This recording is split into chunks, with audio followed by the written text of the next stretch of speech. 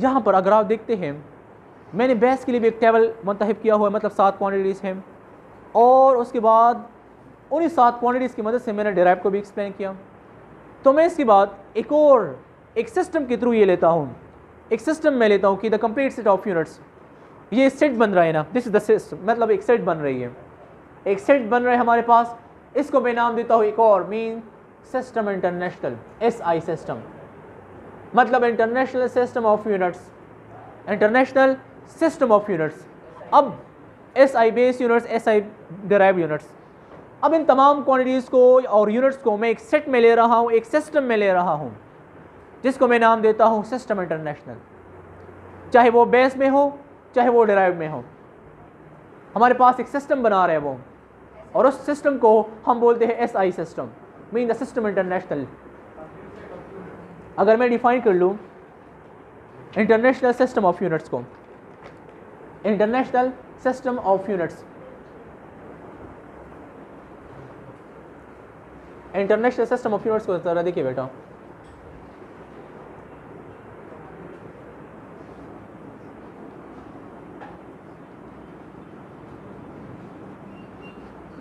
International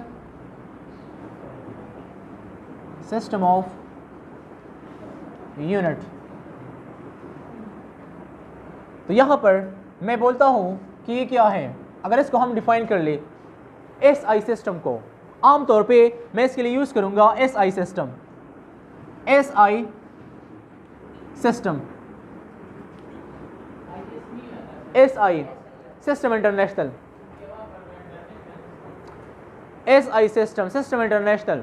clear बेटा?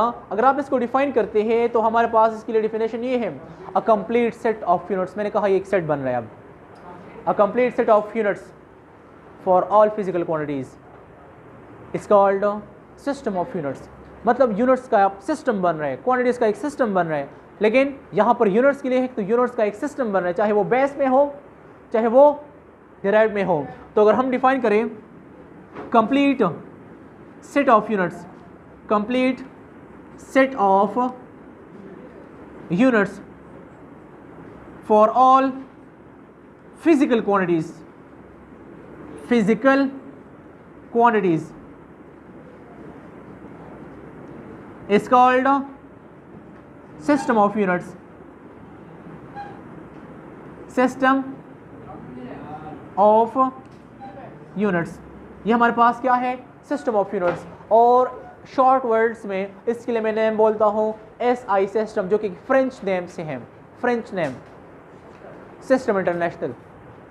और उसमें आप देखते हैं जिसमें हम यूनिट्स को भी डिफाइन करते हैं, यूनिट्स को भी।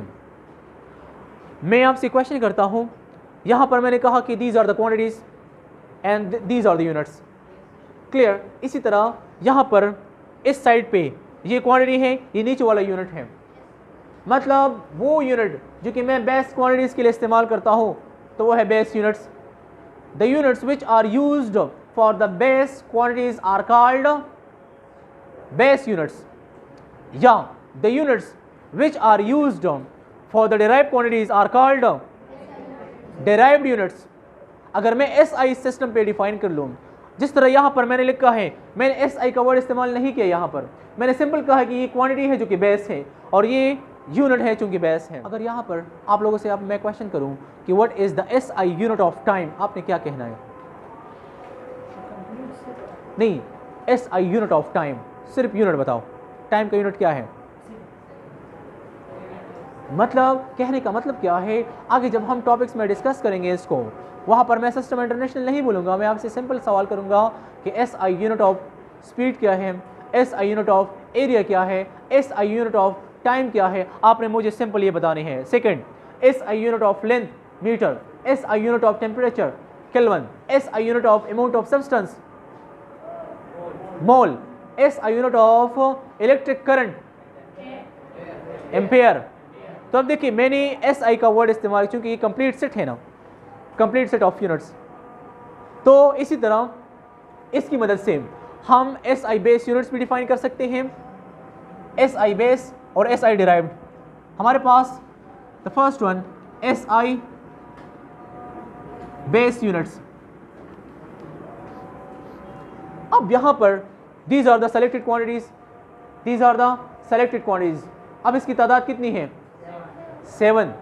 अब इसके लिए जो यूनिट्स हम डिफाइन करते हैं या जो यूनिट्स हम डिफाइन करते हैं या स्टैंडर्डाइज करते हैं वो यूनिट्स क्या कहलाएगी? Base units. चाहे आप ऐसा ही बोलते हैं लेकिन बेस यूनिट्स है वो।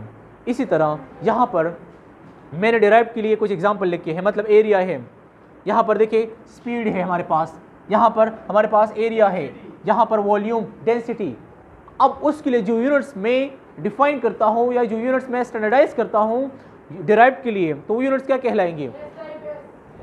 SI derive units. डिराइव के लिए है ना। अब बेस के लिए जो यूनिट्स इस्तेमाल हो वो बेस यूनिट्स हैं। इसी तरह डिराइव क्वांटिटीज के लिए जो यूनिट इस्तेमाल हो फिर एक और डिफिनेशन आप डिराइव के लिए कर सकते हैं। डिराइव यूनिट्स के लिए क्वांटिटीज तो हमने डिफाइन की, अब यूनिट्स को भी इस तरह डिफाइन कर लें। इसके लिए आपने कहा कि वो क्वांटिटी जिसको हम हासिल करते हैं from the multiplication and division. इसी तरह अगर आप इसको यूनिट्स को डिफाइन करते हैं, यूनिट्स को, डिराइव यूनिट्स, डिराइव्ड यूनिट्स, तो आप क्या बोलेंगे? The units which are obtained from the multiplications and division of the base units, वो है डिराइव यूनिट्स। या the units which are derived from the base units is called derive units. The units which are used for the base physical quantities. Clear? एक और definition आपकी book में भी है बेटा, जरा देखिए।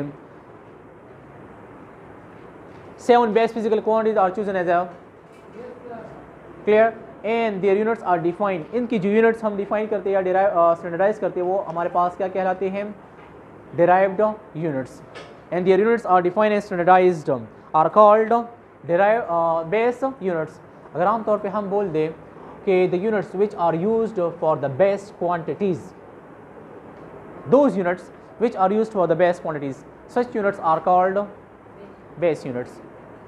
Clear? Derived quantities या derived units? Derived quantities याद रखें, derived quantities ये वो quantity है जो कि हम हासिल करते हैं from the base quantities, जिनको हम explain करते हैं from the base with the help of base quantities. Clear? और समझा दूँ, मतलब जिसको हम हासिल करते हैं डिराइव वो क्वांटिटीज़ हैं जिनको हम हासिल करते हैं बेस क्वांटिटीज़ की मल्टीप्लिकेशन से या डिवीजन से। अब देखिए यहाँ पर मैंने कहा एरिया, एरिया एक डिराइव क्वांटिटी है। अब वो डिराइव क्यों है? क्योंकि जब आप एरिया मालूम करते हैं तो आप क्या करते हैं? फार्मूला यूज़ करते हैं, लेंथ मल्टीप्लाई विड्थ। अब दो क्वांटिटीज़ को आपने मल्टीप्लाई किया और हमने डेफिनेशन भी कहा कि ये वो क्वांटिटी जो कि हम मल्टीप्लिकेशन से हासिल करते हैं। यहाँ पर मैंने एक बेस क्वांटिटी को मल्टीप्लाई किया दूसरी बेस क्वांटिटी के साथ। क्लियर? तो यहाँ पर चूंकि मल्टीप्लिकेशन है और फिर बेस का है तो हमारे पास एरिया कौन सी क्वांटिटी है? डिराइव्ड। इसी तरह स्पीड को देख लें, स्पीड में हमने बेस क्वांटिटी डिस्टेंस लिया है, डिवाइड किया है एक और बेस पर, तो base divide by base again multiplication में ले ली है और वो जो कि बेस है दो क्वांटिटीज़ मैंने ली है। ज़रूरी कि सिर्फ दो हो, मिनिमम दो होनी चाहिए, दो से ज़्यादा भी पॉसिबल है बेटा, दो से ज़्यादा क्वांटिटीज़ भी पॉसिबल है। इस तरह फोर्स के लिए आप क्या यूज़ करते हैं बेटा? फोर्स के लिए जिसमें हम देखते हैं वहाँ पर 3-4 क्वांटिटीज़ है या 3 है। फोर्स का जो फोर्स बराबर है उसका जो यूनिट है kilogram metre divided by second का स्क्वायर। अब यहाँ पर देखिए kilogram metre divide by second का स्क्वायर, यहाँ पर 3 क्वांटिटीज़ मैंने मल्टीप्लाई डिवाइड किए हुए हैं। अब यहाँ पर किलोग्राम किसके लिए है? किलोग्राम यूनिट है मास का। मैं फार्मूला अब लिखता हूँ एम ए क्या रिप्रेजेंट करता है? एक्सेलरेशन को। एम क्या रिप्रेजेंट कर रहा है? मास को। ये आप चैप्टर 3 में डिस्कस करेंगे बेटा। तो आगे जितने भी चैप्टर्स हैं मैं इन्हीं बेस से क्वांटिटी डिस्कस करूँगा, इन्हीं डिराइव क्वांटिटीज़ को मैं आगे डिस्कस करूँगा। क्लियर बेटा?